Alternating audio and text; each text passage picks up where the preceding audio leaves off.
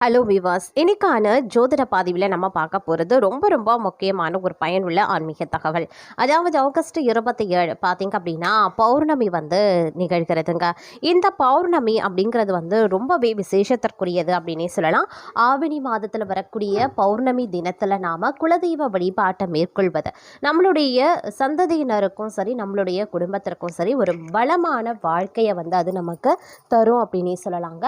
அப்படி நாம் இந்த ஆவணி மாதத்தில் வரக்கூடிய பௌர்ணமி தினத்தன்று எப்படி குலதெய்வத்திற்கு நாம தீபம் ஏற்றி வழிபாடு செய்யறது அப்படிங்கிறத பற்றி தெரிஞ்சுக்க போகிறோம். அதிலும் குறிப்பாக இந்த நாளில் நாம் செய்யக்கூடாத தவறுகள் என்னென்ன அப்படிங்கிறத பற்றியும் பார்க்க போகிறோம். ஸோ இந்த பதிவு உங்களுக்கு மிக பயனுள்ள விகிதத்தில் இருக்கும். வீடியோவை ஸ்கிப் பண்ணாமல் கடைசி வரைக்கும் பாருங்கள்.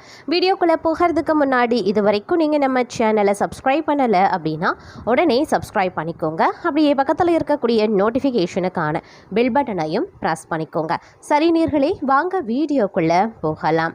குலத்தினை காக்கும் தெய்வம் அப்படின்னு சொன்னால் குலதெய்வம் அப்படின்னு சொல்லலாம். தெய்வங்களில் மிகவும் வலிமையான தெய்வமும் குலதெய்வம் தாங்க. குலதெய்வமே நமக்கு எளிதில் அருளை தந்தருளும். மேலும் மற்ற தெய்வ வழிபாடுகளின் பலன்களும் வேண்டுமெனில் குலதெய்வ வழிபாடு ரொம்பவே முக்கியம். குலதெய்வம் பெரும்பாலும் சிறு தெய்வமாகவே திகழும் அப்படிங்கிறது ஐதீகம். ஆனால் அதனுடைய சக்தியை அளவிட முடியாது. சிறு தெய்வம் என்று அலட்சியப்படுத்தவும் கூடாது.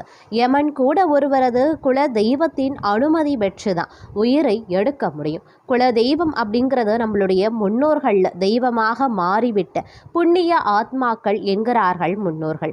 அந்த புனித ஆத்மாக்கள் தங்களின் குலத்தினை சார்ந்தவர்களை கண்ணும் கருத்துமாக பேணி காக்கும் வல்லமை படைத்தவங்க. அதனால தான் அந்த தெய்வங்கள் குலதெய்வங்கள் அப்படின்னு சிறப்புடன் அழைக்கப்படுது. குலதெய்வங்கள் கர்ம வினைகளை நீக்க வல்லவை. யாருக்கு கர்ம வினைகள் மிக அதிகமாக இருக்கின்றதோ அவருக்கு குலதெய்வமே தெரியாமல் போவதும் உண்டு என்கின்றன நாண நூல்கள். மற்ற நாட்களில் குலதெய்வத்தை வழிபடுவதை விட பௌர்ணமி தினத்தன்று விரதமிருந்து வழிபடுவது தான் 100% பலனை பெற்றுத்தரும் அப்படிங்கிறது முன்னோர்களினுடைய அசைக்க முடியாத நம்பிக்கை. மேலும் வருடத்தின் முதல் நாள் அன்று, அதாவது சித்ரா திருநாளின் முதல் நாளில் குலதெய்வத்திற்கு அபிஷேகம் செய்து வர குடும்பத்தில் நிம்மதி நிலைக்கும் என்பது உறுதி. பொதுவாக ஒவ்வொரு மாத பௌர்ணமிக்கும் ஒரு சிறப்பு இருக்கு. அந்த வகையில் ஆவணி மாத பௌர்ணமி அப்படிங்கிறத பார்க்கும்போது மிகவும் சிறப்பு வாய்ந்தது. இந்த ஆவணி பௌர்ணமி அப்படிங்கிறது செல்வ செழிப்பை அதிகரிக்கிறதோடு குடும்ப வளமை அதிகரிக்க செய்யும் வலுப்படுத்துகின்ற ஒரு விசேஷமான ஒரு நன்னாளாகவே பார்க்கப்படுது. அதனால் அன்றைய தினம் குல தெய்வத்தை தேடி சென்று வழிபட வேண்டியது மிக மிக அவசியம். மற்ற நாட்களில் குலதெய்வத்தை வழிபடுவதை விட பௌர்ணமி தினத்தன்று வழிபடுவதுதான் 100% பலனை நமக்கு பெற்று தரும் என்கிறார் நடராஜ குருக்கள். கும்பகோணம் அருகில் இருக்கக்கூடிய தண்டத்தோட்டம் நடனபுரீஸ்வரர் கோவில்கள் மிகவும் பிரசித்தி பெற்றவை. அன்று குலதெய்வ கோவிலுக்கு சென்று வழிபாடு செய்தால் நம்மளுடைய குலம் சிறக்கும், குடும்பமும் மேன்மை பெறும், செல்வ செழிப்புகள் அதிகரிக்க செய்யும். பித்ரு சாபம் தோஷங்கள் இருந்தால் அது நிவர்த்தியாகும். குலதெய்வங்கள் மனம் மகிழ்ந்து நம்மை ஆசிர்வதிக்கிறதுனால பல்வேறு துன்பங்கள், துயரங்கள், இடையூறுகளில் இருந்த நாம நம்மளுடைய குடும்பமும் வம்சமும் காக்கப்படுங்க. குலதெய்வம் அப்படிங்கிறது ஒவ்வொரு குடும்ப வகையறையாவை பொறுத்தது.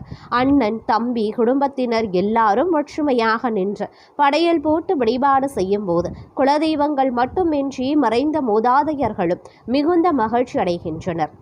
இதனால் பித்ருக்களின் பரிபூரண ஆசை நமக்கு எளிதாக சேரும். கிராமங்களில் இருப்பவர்களுக்கு அவர்கள் அருகிலேயே குலதெய்வ கோவில்கள் இருக்கும். அதனால் எளிதாக வழிபாடுகளை செய்து கொள்வாங்க. பலருக்கும் குலதெய்வம் காடு, மலை, வயல்வெளி, சாலை வசதி இல்லாத இடம் என்றே இருக்கிறது. அதனால் எப்போதும் சென்று வர முடியாது. ஆனால் குலதெய்வ வழிபாடு அப்படிங்கிறது ரொம்பவே முக்கியம். வருடத்திற்கு 2 முறையாவது அவரவர்களுடைய குலதெய்வ கோவிலுக்கு சென்று வருவது ரொம்ப நல்லது. பொதுவாக பெண்கள் மட்டும் 2 குல தெய்வங்களை வணங்குபவர்களாக இறைவன் படைத்திருக்கிறார். அதாவது பிறந்த வீட்டில் ஒரு தெய்வம், புகுந்த வீட்டில் ஒரு தெய்வம். திருமணத்திற்கு முன்பு பிறந்த வீட்டின் குலதெய்வத்தை வணங்குபவர்கள் திருமணம் முடிந்தவுடன் கணவன் வீட்டில் இருக்கக்கூடிய குலதெய்வத்தை வணங்குகின்றனர். பிறந்த வீட்டின் குலதெய்வத்திற்கு வருடத்திற்கு ஒரு முறை செய்யக்கூடிய வழிபாடு அவர்களை ஆண்டு முழுவதும் காப்பாற்றும். புகுந்த வீட்டில் எந்த பிரச்சனையையும் சமாளிக்கக்கூடிய ஆற்றலை தரும். இதுவரை இதுவரை யாரும் பிறந்த வீட்டின் குலதெய்வத்திற்கு வழிபாடு செய்யாமல் இருந்தார். பிறந்த வீட்டின் குலதெய்வத்திற்கு திருவிழா காலங்களில் வழிபாட்டை மேற்கொள்ளுங்க. ஒருவரது குலம் ஆள் போல் திளைத்து அருகு போல வேரூன்ற வேண்டுமானால் குலதெய்வ வழிபாடு மிக மிக முக்கியம். குலதெய்வ தோஷம் இருந்தால் மற்ற தெய்வங்களின் அருள் கிடைக்காது. குலதெய்வத்தின் அனுமதி அல்லது அனுக்கிரகம் இல்லை என்றால் ஒருவர் என்னத்தான் சக்தி வாய்ந்த ஹோமம் யாகம் செய்தாலும் ஆலயங்களுக்கு சென்றாலும் எதிர்பார்த்த பலன் கிடைப்பது என்பது 50% தான். அதனால் உங்களின் குலதெய்வத்தின் கோவிலுக்கு அடிக்கடி செல்லுங்க.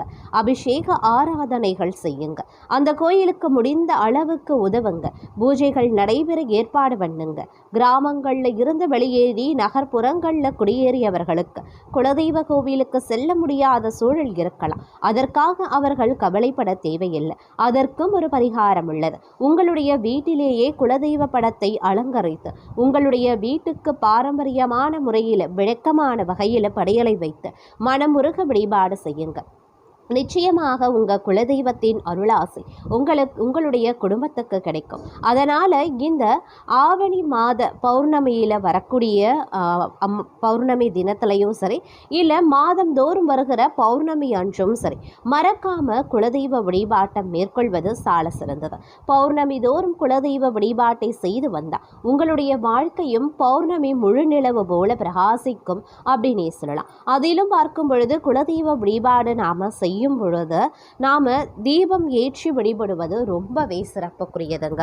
அதாவது வீட்டு பூஜை அறையில் குலதெய்வ படம் இருந்தால் அதை சுத்தப்படுத்தி பன்னீரால் துடைத்து மஞ்சள் திலகம் எட்டு அதற்கு வெண்ண மலர்கள் வாசனை நிறைந்த மலர்களால் அலங்கரித்து உங்களால் முடிந்த நெய்வேத்தியம் செய்து நாம் படையலிடலாம். எதுவுமே முடியாது அப்படின்னாலும் பழங்களோ இல்லை பாலோ வைத்து நீங்கள் நெய்வேத்தியமாக படைக்கலாம். அப்படி படைப்பதற்கு முன்பாக குலதெய்வ படத்திற்கு முன்பு ஒரு அகல் விளக்கில் பசும் நெய் ஊற்றி பஞ்சதிரை போட்டு தீபம் ஏற்றி அதை குலதெய்வம் வாசம் செய்ய வேண்டும் என்று மனதார வேண்டிக் கொண்டு நீங்கள் உங்களுடைய பிரார்த்தனைகளை வேண்டுதல்களை செய்யலாம். இப்படி தீபம் ஏற்றி நாம குலதெய்வத்தை வழிபடும் பொழுது நமக்கு அதீத நன்மைகள் கிடைக்கும் அப்படின்னு சொல்லலாம். ஆனால் நம்ம குலதெய்வ வழிபாட்டை மேற்கொள்ளும் போது சில பல தவறுகளை செய்வதுண்டு. அதாவது எந்த குலதெய்வம் அப்படின்னு தெரியாதவர்கள் தெரிந்து கொள்வது ரொம்ப நல்லது. குலதெய்வம் எது என்றே எங்களுக்கு தெரியாது அப்படிங்கிறவங்க பூஜை அறையில் ஒரு தீபத்தை ஏற்றி அந்த தீபத்தில் எங்களுடைய குலதெய்வம் இந்த தீபத்தின் வழியாக அருளாசி வழங்க வேண்டும், இந்த தீபத்தில் சாட்சாத் அந்த இறைவனே இறங்கி குலதெய்வமே இறங்கி எங்களுக்கு நல்லாசை புரிய வேண்டும் அப்படிங்கிறத மனதார வேண்டி அந்த தீபத்தை ஏற்றி நீங்கள் உங்கள் குலதெய்வத்தை நினைத்து வழிபாடு பண்ணலாம். அந்த தீபத்தில் எங்களுடைய குலதெய்வம் வாசம் செய்ய வேண்டும் அப்படின்னு நீங்கள் வேண்டிக் கொண்டாலே உங்களுக்கு குலதெய்வம் தெரியாது அப்படின்னாலும் பிரச்சனை கிடையாது. அந்த தீபத்தில் உங்களுடைய குலதெய்வம் வாசம் செய்து உங்களுக்கு பார்த்தீங்க அப்படின்னா நல்ல ஆசை விளங்குங்க. அதனால் மறக்காமல் பார்த்தீங்க அப்படின்னா குலதெய்வ வழிபாட்டை மேற்கொள்ளுங்க. வருடத்திற்கு 2 முறை கண்டிப்பாக கட்டாயமாக நீங்கள் குலதெய்வ வழிபாடை மேற்கொள்ளணும். பெண்களை பொறுத்த வரைக்கும் 2 குலதெய்வங்கள் இருக்கிறது. பிறந்த வீட்டு குலதெய்வம், புகுந்த வீட்டு குலதெய்வம். இருப்பினும் பிறந்த வீட்டு குலதெய்வத்தையும் நீங்க மறக்கக்கூடாது. ஏன்னா புகுந்த வீட்டில் ஏற்படுகின்ற இன்னல்களையும் துயரங்களையும் நீங்க சமாளிக்க உங்களுடைய பிறந்த வீட்டு குலதெய்வமே உங்களுக்கு அதிக வாய்ப்பினையும் அதற்குண்டான வழிகளையும் காண்பிக்கும். அதே போல புகுந்த வீட்டில் இருக்கின்ற குலதெய்வம் அப்படிங்கிறது உங்களுடைய வம்சத்தை காக்கக்கூடிய வல்லமை பெற்றது. ஆகையினால் பிறந்த வீட்டு குலதெய்வத்தையும் புகுந்த வீட்டு குலதெய்வத்தையும் பெண்களானவர்கள் கைவிடாமல் வணங்கி வருவது சால சிறந்தது அப்படின்னே சொல்லலாம். இக்காரணத்தை கொண்டும் பெண்கள் இந்த தவறை மட்டும் நீங்க செய்யக்கூடாது. புகுந்த வீட்டிற்கு வந்தவுடன் பிறந்த வீட்டு குலதெய்வத்தை அப்படியே மறப்பது அப்படிங்கிறது ஒரு மிகப்பெரிய உங்களுக்கு பிரச்சனையை உண்டாக்கக்கூடிய வகையில் இருக்கும். அதனால முடிஞ்ச வரைக்கும் வருடத்திற்கு ஒரு முறையாவது உங்களுடைய பிறந்த வீட்டு குலதெய்வத்தையும் வருடத்திற்கு 2 முறை உங்களுடைய புகுந்த வீட்டு குலதெய்வத்தையும் வழிபடுவது அப்படிங்கிறது ரொம்ப ரொம்ப முக்கியமான ஒன்று. முடிந்தவர்கள் பௌர்ணமி தோறும் மாதம் வரக்கூடிய பௌர்ணமி தோறும் குலதெய்வ வழிபாட்டை மேற்கொள்ளலாம். முடியாதவங்க சிறப்புக்குரிய மாதங்களில் வரக்கூடிய பௌர்ணமி, அதாவது சித்ரா பௌர்ணமி, ஆவணி மாதத்தில் வரக்கூடிய பௌர்ணமி, ஆடி மாதத்தில் வரக்கூடிய பௌர்ணமி, இந்த 3 மாதங்களில் வரக்கூடிய பௌர்ணமி தினத்தில் உங்களுடைய குலதெய்வ வழிபாட்டை மேற்கொள்வது அதீத நன்மைகளை உங்களுக்கு ஏற்படுத்தும் அப்படிங்கிற ஒரு அருமையான ஆன்மீக தகவலோடு இன்றைய பதிவை நாம நிறைவு செய்து கொள்ளலாம். இந்த பதிவு உங்களுக்கு மிக பயனுள்ள விகிதத்தில் இருக்கும் அப்படின்னு நம்புறேன். இது போன்ற பல ஆன்மீக தகவல்களை உடனுக்குடன் நீங்க தெரிந்த பலன் பெற நம்ம சேனலை மறக்காம சப்ஸ்கிரைப் பண்ணிக்கோங்க. அப்படியே பக்கத்தில் இருக்கக்கூடிய நோட்டிஃபிகேஷனுக்கான பெல் பட்டனையும் ப்ரெஸ் பண்ணிக்கோங்க.